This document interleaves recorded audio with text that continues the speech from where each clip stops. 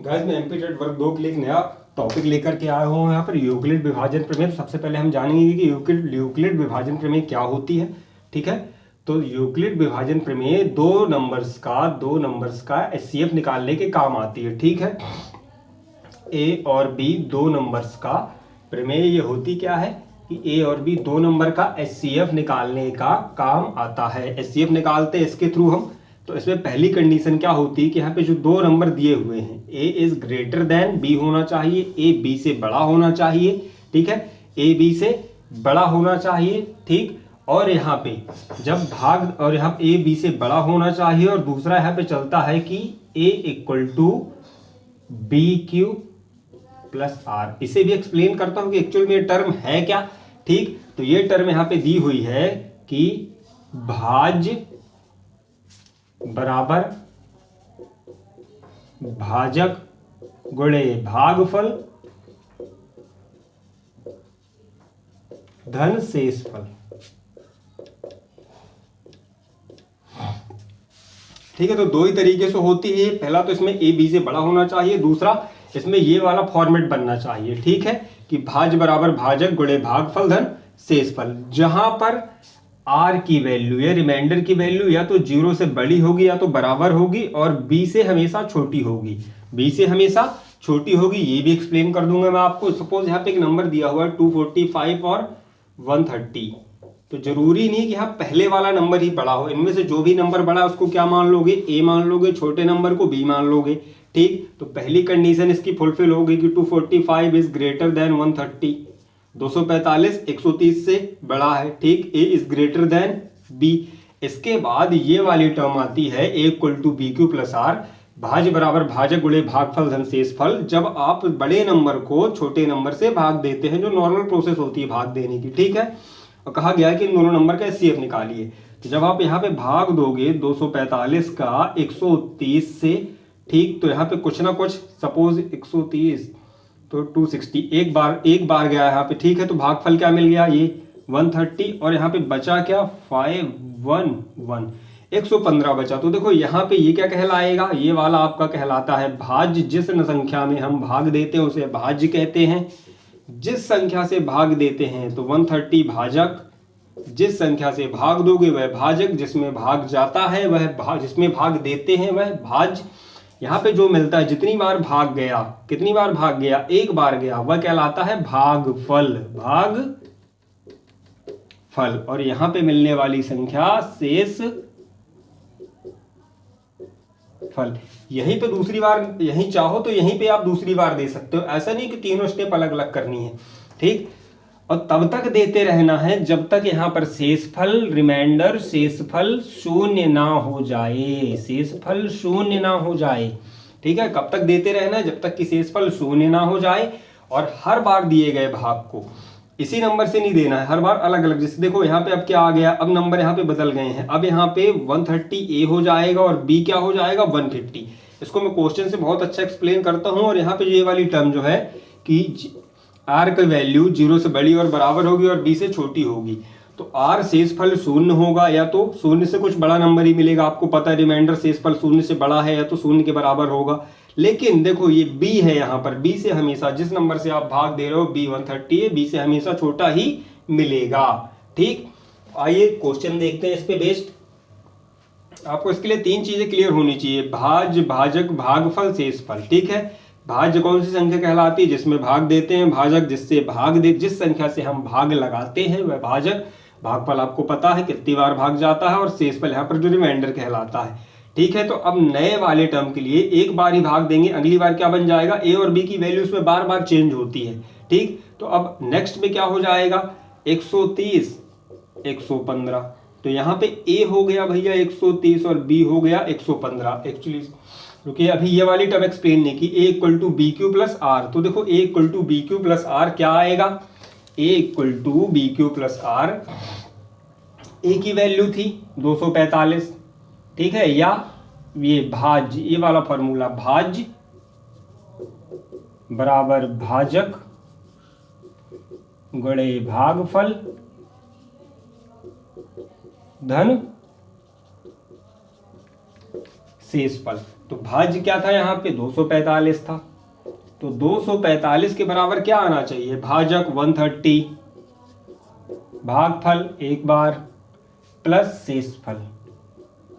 तो 130 से कम 130 115 जोड़ोगे तो 245 बनाएगा। ये चेक एक्चुअली ये चेक करने के लिए होता है, इससे ज़्यादा इसमें कुछ भी नहीं होता। और यहाँ पे जो भाजक की वैल्यू होती है, यहाँ पर जो भाजक या b की वैल्यू होती है, देखो a = b × q + r, तो ये 130 क्या कहलाई, b की वैल्यू कहलाई। तो b की वैल्यू HCF होगा इन दोनों संख्याओं का, अभी नहीं, कब, जब रिमाइंडर 0 हो जाएगा, जब रिमाइंडर 0 हो जाएगा, जब रिमाइंडर या शेषफल 0 हो जाएगा तो यहाँ पर मौजूद b की वैल्यू HCF कहलाएगी। अब आते इस पे बेस्ड एक क्वेश्चन देखते हैं, बहुत ही इजी थ्योरम है, कुछ भी नहीं है, ठीक। यूक्लिड विभाजन प्रमेय, इससे रिलेटेड आपको जिस भी क्वेश्चन में डाउट हो आप नीचे कमेंट सेक्शन में कमेंट कर सकते हो। इससे रिलेटेड एक दो क्वेश्चन देखते हैं। तो पहला क्वेश्चन तो मैं आपको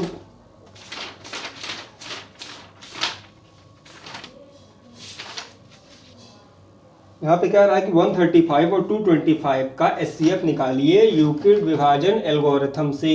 135 और 225 का, 135 225 का यूक्लिड विभाजन एल्गोरिथम के हिसाब से HCF निकालना है। इनका क्या निकालना है, HCF निकालना है। तो पहली कंडीशन आपको पता है क्या चूज करना है। कई बार क्या होता है बच्चे गड़बड़ कर देते, पहले नंबर को A लिख देते। पहले नंबर को A नहीं लिखना है, इन दोनों में जो भी नंबर बड़ा है उसे आप A मानोगे, छोटे नंबर को B मानोगे, ठीक है, छोटे नंबर को B, बड़े नंबर को A। तो पहली कंडीशन जो है यूक्लिड विभाजन प्रमेय की वो फुलफिल हो गई कि A is greater then B। तो देखो 225 इज ग्रेटर देन 135 है, 225 135 से बड़ा है।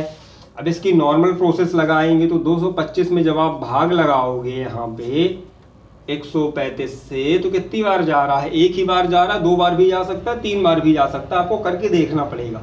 हालांकि यहाँ पे 2 बार में ज़्यादा हो जाएगा, ठीक है। तो एक बार भाग गया यहाँ पे तो आया 135, 5 में से 5 गया 0, यहाँ आया 90, यहाँ कट पिट, ठीक है। तो अब देखो यहाँ पे क्या आ रहा है, ये 225 हो गया भाज्य, ये हो गया भाजक, ये शेषफल, और ये नहीं भाजक भागफल, सॉरी भागफल, ये वाला क्या हो गया भागफल, थोड़ी गड़बड़ हो गई थी। ये हो गया आपका भागफल और ये हो गया 90 आपका शेषफल। अभी आंसर मिला क्या, नहीं मिला। आंसर कब मिलता है, जब r या रिमाइंडर या शेषफल 0 के बराबर हो, रिमाइंडर या शेषफल 0 के बराबर हो, तब यहाँ वाली संख्या को, भाजक को ही हम HCF मान लेते हैं, ठीक है। तब भाजक को HCF कब मानते हो, जब रिमाइंडर 0 हो जाए। तो यहाँ पे अभी तो 0 नहीं मिला।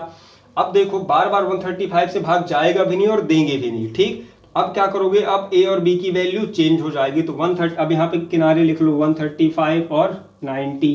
तो बड़ा नंबर A, तो 135 A हो गया, छोटा नंबर B हो गया, 135 A हो गया, 90 B हो गया। हालांकि इसके पहले वाला फॉर्मेट भी लिख देता हूं कि A = BQ + R, ठीक है, या भाज्य बराबर भाजक गुणे भागफल, भाजक गुणे भागफल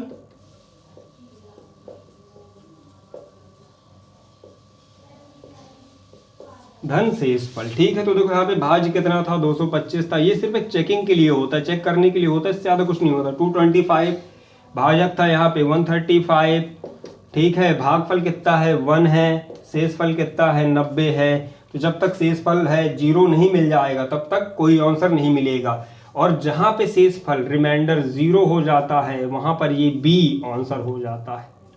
जहाँ पर रिमाइंडर 0 हो जाता है, जहाँ पर रिमाइंडर 0 हो जाता है वहाँ पर ये B आंसर हो जाता है, ठीक है। तो अब मिला क्या आपको 135 और 90, ठीक है। तो A को मान लोगे, हमने A माना, बड़े नंबर को A मानेंगे 135, B को माना 90, छोटे नंबर को 90। तो बड़े नंबर में ही छोटे नंबर से भाग देते हैं, आपको पता है, ठीक है।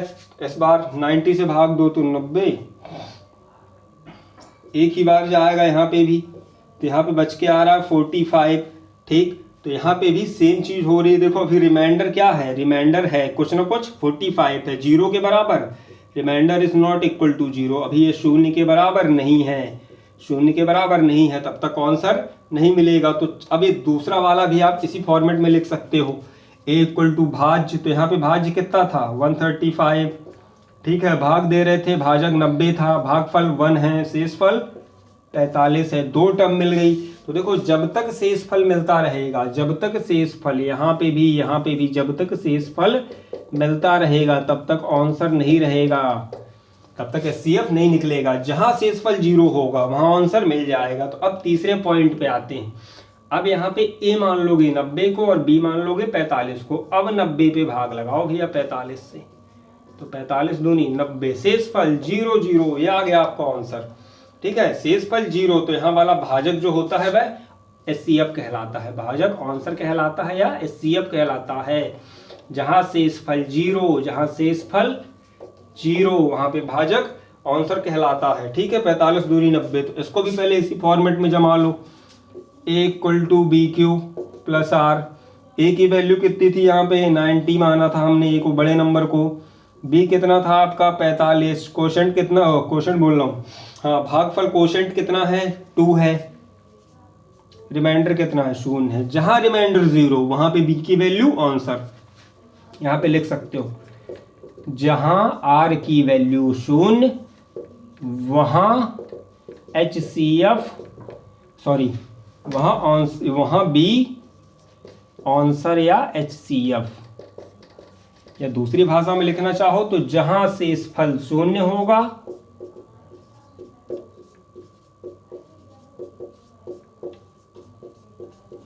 जहां शेषफल 0 होगा वहां भाजक HCF होगा, वहां भाजक को आप क्या कह दोगे, वहां भाजक को HCF मानेंगे, HCF भाजक क्या कहलाएगा, HCF कहलाएगा।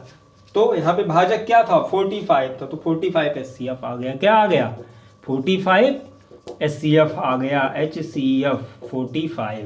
आपको वहां पर इतना डिटेल में लिखना नहीं, आप साइड में भाग देते जाओगे, बड़ा नंबर छोटा नंबर, बड़ा नंबर छोटा नंबर, जहां पर रिमाइंडर 0 मिल जाता है, ठीक। ये सारी खिचड़ी पकाने की जरूरत नहीं, आप सीधे करते जाओगे, मुश्किल से 30 सेकंड में हो जाएगा, ठीक। जहां पे ही रिमाइंडर 0, एक ही बार भाग लगाना है, ऐसा नहीं कि यहाँ पे 2 बार 3 बार 4 बार, कई बार ऐसे नंबर होते हैं कि यहाँ पे नंबर मिलते जाते हैं, तो आप भाग लगाते जाओ, ऐसा नहीं करना है, ठीक है। तो क्या करना है, एक ही बार भाग लगाना है। आप कोशिश करोगे बड़ा नंबर भी है तो एक ही बार भाग लगाओ, और जहां पे आपको ये भाजक, सॉरी जहां पे रिमाइंडर शेषफल 0 मिल जाएगा, शेषफल 0 मिल जाएगा, वहां पे भाजक आंसर बन जा, वहां का वो है भाजक HCF कहलाएगा। तो अगर आपको यह वीडियो पसंद आया तो चैनल को लाइक शेयर और सब्सक्राइब करें।